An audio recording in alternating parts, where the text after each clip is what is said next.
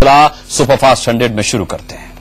नमस्कार, मैं हूं आंचल आनंद। इस वक्त की सबसे बड़ी खबर से शुरू करते हैं। खबरों का सिलसिला। संसद के मानसून सत्र का पहला दिन हंगामेदार रहा। तेलंगाना समेत दूसरे नए राज्यों की मांग को लेकर खूब लोकसभा और राज्यसभा में बवाल हुआ।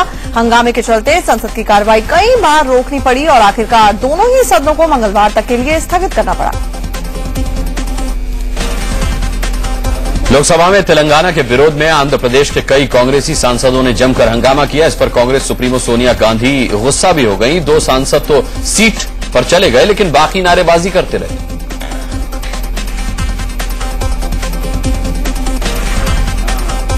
संसद सत्र शुरू होने से पहले ही प्रधानमंत्री डॉक्टर मनमोहन सिंह ने कहा कि विपक्ष को सहयोग करना चाहिए। उन्होंने कहा कि ऐसा न हो कि पिछले सत्र की तरह मानसून सत्र भी हंगामे की भेंट चढ़ जाए।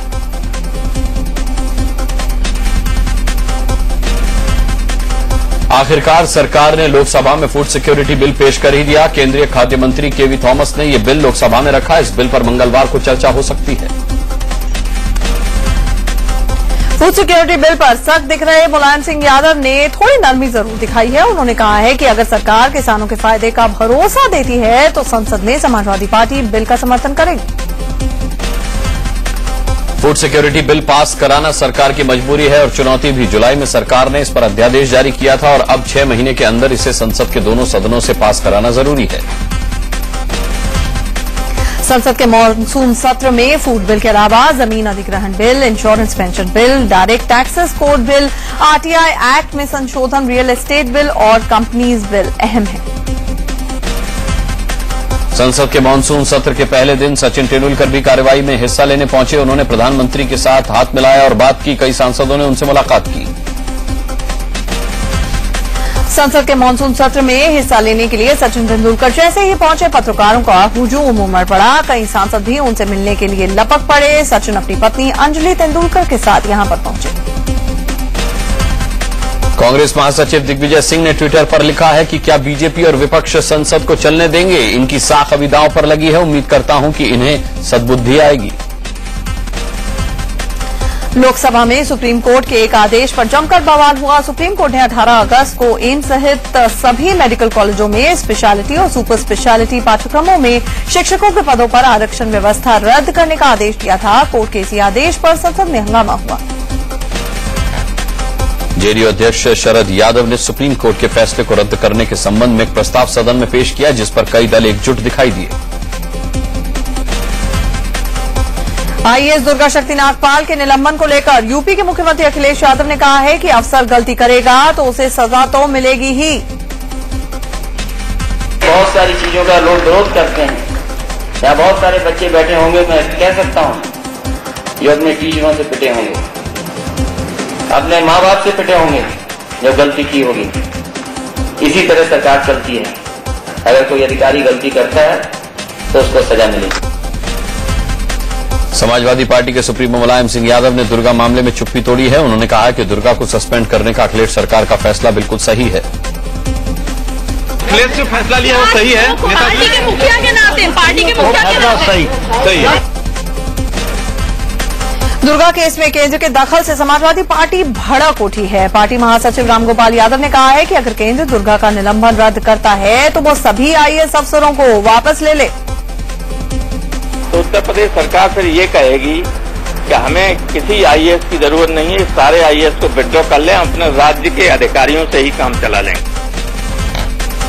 सभी आईएएस को वापस भेजने के यूपी सरकार के बयान पर मशहूर लेखिका शोभा डे ने व्यंग करते हुए ट्वीट किया है। शोभा डे ने कहा है कि वाकई यूपी में आईएएस अफसरों की जरूरत नहीं है, वहां गुंडे ही सरकार बेहतर तरीके से चला रहे हैं। इससे पहले यूपी की निलंबित आईएएस अफसर दुर्गा शक्ति नागपाल के मामले में प्रधानमंत्री ने कहा कि जो भी फैसला लिया जाएगा वो कानून के हिसाब से होगा। There are rules laid down and the rules will be followed, and we are in touch with the state government to find out the full details of the case. केंद्रीय कार्मिक राज्य मंत्री नारायणसामी ने कहा है कि अगर दुर्गा शक्ति नागपाल खुद अर्जी देती हैं तो उनके निलंबन को रद्द करने पर विचार किया जा सकता है। चार्जशीट आने के बाद अभी ऑफिसर अपील करना पड़ेगा। ऑफिसर अपील करने के बाद हम मेरिट पर निर्णय करेगा ये सस्पेंशन और चार्जशीट वैलिड है, वैलिड नहीं है। निलंबित आईएएस अफसर दुर्गा शक्ति नागपाल को यूपी सरकार ने चार्जशीट की कॉपी भेजी है और 45 दिन के अंदर उनसे जवाब दाखिल करने के लिए कहा गया है। अखिलेश सरकार ने साफ संकेत दिए हैं कि वो इस मामले में अपने कदम पीछे लेने के लिए तैयार नहीं। दुर्गा मामले में सोनिया गांधी की चिट्ठी पर शिवसेना सुप्रीमो उद्धव ठाकरे ने चुटकी ली है। पार्टी के मुखपत्र सामना ने उन्होंने लिखा है कि दूसरे राज्यों में जब अफसरों पर अन्याय होता है तो सोनिया चिट्ठी क्यों नहीं लिखती। उधर बीएसपी सुप्रीमो मायावती ने एक बार फिर कहा कि आईएएस दुर्गा शक्ति नागपाल के साथ अन्याय हुआ है। उन्होंने कहा कि यूपी में कानून व्यवस्था गिर गई है। निलंबित आईएएस अफसर दुर्गा शक्ति नागपाल के समर्थन में आम आदमी पार्टी के कई कार्यकर्ता कानपुर में धरना प्रदर्शन में जुटे हैं। ग्रेटर नोएडा में अल्पसंख्यक समुदाय के लोगों ने दुर्गा शक्ति नागपाल के समर्थन में लामबंद होना शुरू कर दिया है। इनका कहना है कि वक्फ बोर्ड की जमीन पर भू माफियाओं ने कब्जा कर लिया था, जिसके खिलाफ दुर्गा शक्ति नागपाल ने अभियान चलाया। आईएएस दुर्गा मामले पर दिग्विजय सिंह ने बीजेपी पर निशाना साधा है। उन्होंने ट्विटर पर लिखा है कि बीजेपी यूपी में रेत खनन माफिया का विरोध कर रही है, लेकिन क्या बीजेपी मध्य प्रदेश में चल रहे रेत खनन माफिया तंत्र पर लगाम लगा पाएगी। उधर जैसलमेर के एसपी पंकज चौधरी के तबादले पर सियासी बवाल मच गया है। बीजेपी ने इसे मुद्दा बनाते हुए सरकार पर हमला बोला है। कहा जा रहा है कि कांग्रेस विधायक के पिता और हिस्ट्री शीटर गाजी फकीर का केस फिर से खुलवाने के चलते तबादला हुआ। अलग विदर्भ राज्य की मांग को लेकर दिल्ली के जंतर मंतर में विदर्भ समर्थकों ने धरना प्रदर्शन शुरू किया है। धरने में शामिल होने के लिए नागपुर से सैकड़ों की तादाद में लोग पहुंचे। विदर्भ को अलग राज्य बनाए जाने की मांग पर बीजेपी के पूर्व अध्यक्ष नितिन गडकरी ने कहा है कि अगर कांग्रेस संसद के अंदर तेलंगाना के प्रस्ताव के साथ विदर्भ को भी अलग राज्य बनाए जाने का प्रस्ताव लाती है तो बीजेपी पूरा समर्थन करेगी। अलग बोडोलैंड राज्य की मांग को लेकर असम के कुछ सांसदों ने संसद परिसर में खूब नारेबाजी की। बोडोलैंड का बड़ा सा मैप लेकर इन सांसदों ने अलग राज्य की आवाज उठाई। असम के कोकराझार में बंद का खासा असर देखने को मिल रहा है। यहां पर अलग बोडोलैंड राज्य की मांग को लेकर ऑल बोडोलैंड स्टूडेंट यूनियन ने बंद बुलाया। दार्जिलिंग में अलग गोरखालैंड की मांग को लेकर बंद के तीसरे दिन भी प्रदर्शनों का दौर जारी रहा। लोगों ने हाथों में मशाल लेकर जमकर नारेबाजी की। नए राज्यों के गठन को लेकर यूपी के मुख्यमंत्री अखिलेश यादव ने विरोध जताया है। उन्होंने कहा है कि ऐसे बंटवारों से देश में नाराजगी फैलती जा रही है। अंडरवर्ल्ड डॉन अबू सलेम को सुप्रीम कोर्ट से बड़ा झटका लगा है। सुप्रीम कोर्ट ने साफ कर दिया है कि सलीम का प्रत्यर्पण नहीं किया जाएगा, यानी अब सलीम वापस पुर्तगाल नहीं जा पाएगा। अबू सलेम ने पुर्तगाल की अदालत के फैसले का हवाला देते हुए प्रत्यर्पण की अर्जी लगाई थी। उसने सभी मुकदमों को निरस्त करने की मांग भी की थी, लेकिन सुप्रीम कोर्ट ने कहा कि प्रत्यर्पण संधि का कोई उल्लंघन नहीं हो रहा है और सलीम की अर्जी खारिज कर दी। हालांकि सुप्रीम कोर्ट ने सीबीआई से कहा कि वो सलीम से सारे आरोप हटा ले, जिसमें उसे फांसी की सजा हो सकती है। सलीम पर ऐसे चार्ज हटाने की मांग सीबीआई ने खुद की थी, जिसे मान लिया गया। आईपीएल फिक्सिंग पर बनी बीसीसीआई की जांच टीम को अवैध बताने वाले बॉम्बे हाई कोर्ट के फैसले को बीसीसीआई ने सुप्रीम कोर्ट में चुनौती दी है। 3 जुलाई को आईपीएल गवर्निंग काउंसिल की बैठक के बाद बीसीसीआई ने इस फैसले को चुनौती देने का फैसला लिया था। दिल्ली में 16 दिसंबर को हुए वसंत विहार गैंगरेप केस में नाबालिग आरोपी पर जुवेनाइल जस्टिस बोर्ड ने अपना फैसला 19 अगस्त तक टाल दिया है। सुप्रीम कोर्ट में नाबालिग शब्द को दोबारा परिभाषित करने की सुनवाई लंबित होने के चलते ये फैसला टला है। छपरा मिड डे मील कांड की मुख्य आरोपी और प्रिंसिपल मीना कुमारी की न्यायिक हिरासत 14 दिन के लिए और बढ़ा दी गई है। कोर्ट ने यह भी कहा है कि आगे से जेल से ही मीना की वीडियो कॉन्फ्रेंसिंग के जरिए पेशी होगी। एमपी के मुख्यमंत्री शिवराज सिंह चौहान के नेता प्रतिपक्ष अजय सिंह पर मानहानि के केस के मामले में सुनवाई कल तक के लिए टल गई है। शिवराज सिंह और उनकी पत्नी साधना सिंह को कोर्ट में बयान दर्ज कराने पहुंचना था, लेकिन किसी वजह से वो पहुंचे नहीं।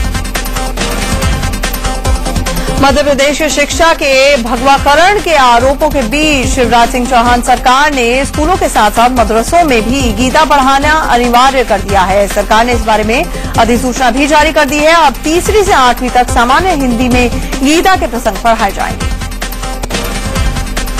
इस संशोधन के तहत क्लास 1 और 2 की विशिष्ट उर्दू और विशिष्ट अंग्रेजी के साथ इसी सेशन से गीता पढ़ाए जाने का आदेश जारी कर दिया गया है। इसके साथ ही कक्षा 3 से 8 तक गीता के अध्याय सामान्य हिंदी के पाठ्यक्रम में जोड़े जाएंगे। केंद्रीय कर्मचारियों को मनमोहन सिंह सरकार एक बड़ा तोहफा देने वाली है। खबर है कि महंगाई भत्ता 90% कर दिया जाएगा, जो कि अभी 80% है। सितंबर में सरकार इसका ऐलान कर सकती है। केंद्र सरकार अगर महंगाई भत्ते में इजाफा करती है तो इससे 50 लाख कर्मचारियों को फायदा होगा। साथ ही बढ़ा हुआ महंगाई भत्ता पेंशन धारकों को भी मिलने से 30 लाख रिटायर लोगों को भी पेंशन बढ़ जाएगी। दिल्ली में बीजेपी ऑफिस के बाहर अकाली दल के कार्यकर्ताओं ने जमकर प्रदर्शन किया। बीजेपी के खिलाफ अकाली दल का ये प्रदर्शन गुजरात के कच्छ में जमीन को लेकर था।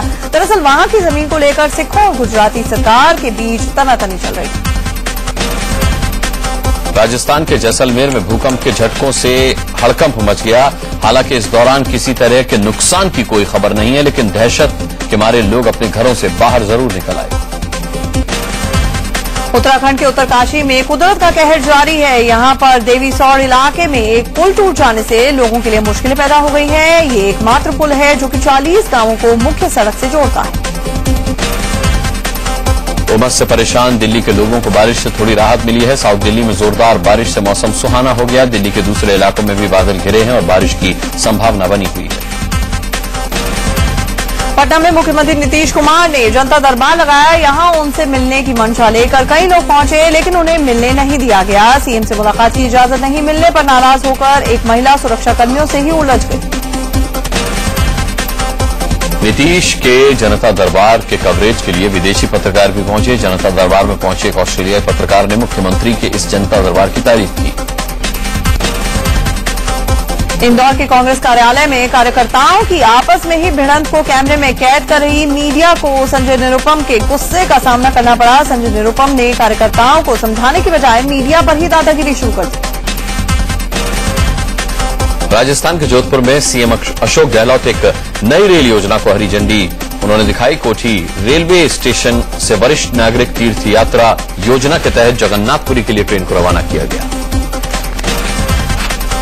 चंडीगढ़ से मडगांव जाने वाली मडगांव एक्सप्रेस को पूर्व रेल मंत्री और चंडीगढ़ के सांसद पवन बंसल ने हरी झंडी दिखाई। बंसल ने रेल बजट में चंडीगढ़ को 11 नई ट्रेनें देने का ऐलान किया। फिरोजाबाद के नगर विधायक के साथ मारपीट का मामला सामने आया है। बताया जा रहा है कि एक शख्स ने अपने साथियों के साथ विधायक के गनर के साथ हाथापाई की, फिर विधायक मनीष असीजा के साथ भी मारपीट की। राजस्थान में बीकानेर के पीबीएम अस्पताल में महिला की मौत पर जमकर हंगामा हुआ है। यहां प्रसव के दौरान एक महिला ने दम तोड़ दिया, जिस पर उसके परिजन भड़क उठे। छत्तीसगढ़ के भिलाई में उस वक्त अफरा तफरी मच गई जब नशे में धुत एक लड़के ने अपने शरीर पर पेट्रोल छिड़ककर खुद को आग के हवाले कर दिया। जेएनयू में एक बार फिर से छात्रा से छेड़खानी का मामला सामने आया है। आरोपी का नाम अभिनंदन वर्मा है, जो जेएनयू छात्र संघ उपाध्यक्ष रह चुका है। मुंबई के अंधेरी में बीती रात उस वक्त रफ्तार का कहर देखने को मिला जब एक I-20 कार डिवाइडर से जा टकराई। कार में सवार 4 लड़के गंभीर रूप से घायल हो गए। बैंगलोर में एक निर्माणाधीन इमारत गिरने से एक मजदूर की मौत हो गई है। बिल्डिंग के नीचे 7 मजदूरों के दबे होने की आशंका जताई जा रही है। मलबे से 3 मजदूरों को बचा लिया गया। दिल्ली के बिंदापुर थाने के पास नवीन नाम के एक शख्स को बाइक सवार बदमाशों ने गोली मार दी। नवीन का आपराधिक रिकॉर्ड है। इस समय वो तिहाड़ जेल से पैरोल पर लौटा था। कानपुर के शिवराजपुर इलाके में रहने वाले एक व्यापारी के 12 साल के बेटे को अगवा कर उसकी हत्या कर दी गई। लाश नहर के किनारे से बरामद हुई है। अपहरण करने वाले ने व्यापारी से 5 लाख की फिरौती मांगी थी। हरियाणा के सिरसा में गैंगरेप का सनसनीखेज मामला सामने आया है। यहां 2 बदमाशों ने लिफ्ट देने के बहाने लड़की को कार में बिठा लिया और उसके बाद सुनसान जगह ले जाकर उसके साथ गैंगरेप किया। पंजाब में भटिंडा के पौष इलाके पंचवटी नगर में पुलिस ने एक सेक्स रैकेट का भंडाफोड़ किया है। यहां पर पुलिस ने एक कोठी में छापा मारकर 5 लड़के और 8 लड़कियों को गिरफ्तार किया। गाजियाबाद में रहने वाले पूर्व कैबिनेट मिनिस्टर बीपी मौर्य के पोते सुबोध का पिछले 5 दिनों से कोई पता नहीं है। सुबोध बीबीए की पढ़ाई करता है। इंदिरापुरम थाने में गुमशुदगी का मामला दर्ज करवाया गया है। रायपुर के एक होटल में फ्रेंडशिप डे के मौके पर पुलिस ने छापा मारा तो कई लड़के लड़कियां संदिग्ध अवस्था में पाए गए। पुलिस को छापे के दौरान अश्लील डांसर्स और शराब की कई बोतलें भी मिली। इंदौर में फ्रेंडशिप डे पर एक लड़के ने अपने दोस्त के खिलाफ दुष्कर्म का मामला दर्ज करवाया। दरअसल दोनों लोग 2 साल से एक साथ ही रह रहे थे। छत्तीसगढ़ के दुर्ग के एक सराफा व्यापारी को कर्नाटक पुलिस ने तस्करी की मूर्ति चोरों से खरीदने के मामले में हिरासत में लिया है। कुछ वक्त पहले मैंगलोर के एक म्यूजियम से 15 मूर्तियां चुराई गई थी। एक पुराने मंदिर से चोरों ने भगवान पुरुषोत्तम की बेशकीमती मूर्ति चुराने की कोशिश की, लेकिन स्थानीय लोगों के शोर मचाने पर चोर मूर्ति छोड़कर भाग गए। कानपुर में पहली बार अखिलेश सरकार की योजना के तहत इंटर पास छात्रों को लैपटॉप बांटे गए। जिन छात्रों का नाम लिस्ट में नहीं था उन लोगों ने यूनिवर्सिटी के बाहर जमकर हंगामा भी किया। कानपुर में छात्रों को लैपटॉप बांटने के कार्यक्रम के दौरान मंच पर एक शातिर अपराधी यूपी सरकार के कई मंत्रियों के साथ देखा गया। यह अपराधी जिला पंचायत सदस्य का पति मंगल सिंह है।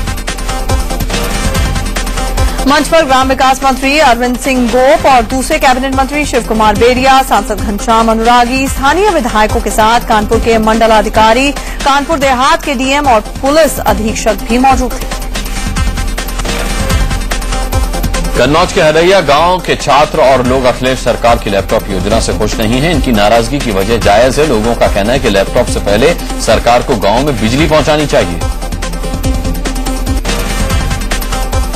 इंदौर में हाथोद के जंगल से पुलिस को एक लावारिस हालत में नवजात बच्ची मिली है। पुलिस के मुताबिक बच्ची अभी 5 या 6 दिन की है, जिसे एमवाई अस्पताल में भर्ती कराया गया।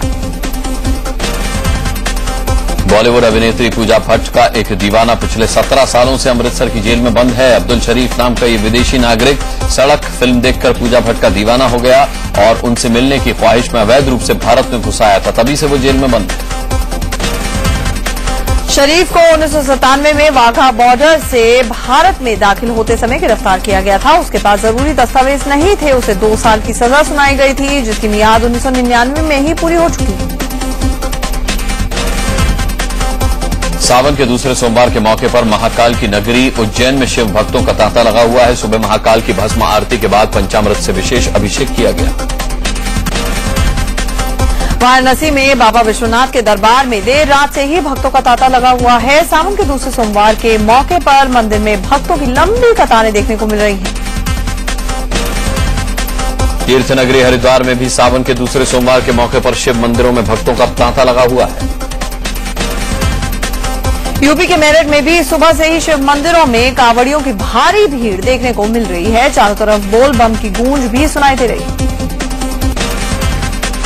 38 साल बाद भारत को हॉकी वर्ल्ड कप में कोई मेडल जीतकर इतिहास रचा है। भारत की जूनियर महिला टीम ने कांस्य पदक जीता है। तय समय तक भारत और इंग्लैंड की टीम 1-1 की बराबरी पर थी। इसके बाद पेनल्टी शूटआउट शुरू हुआ, जिसमें भारत ने बाजी मार ली। 38 साल बाद हॉकी वर्ल्ड कप में कोई मेडल जीतने वाली जूनियर महिला हॉकी टीम के लिए पुरस्कार का ऐलान किया गया है। हॉकी इंडिया ने प्रत्येक खिलाड़ी और चीफ कोच को 1-1 लाख रुपए देने की घोषणा की है। ओलंपिक में कांस्य पदक विजेता पहलवान योगेश्वर दत्त ने सितंबर में होने वाली कुश्ती की वर्ल्ड चैंपियनशिप से अपना नाम वापस ले लिया है। घुटने में चोट की वजह से योगेश्वर ने यह फैसला लिया।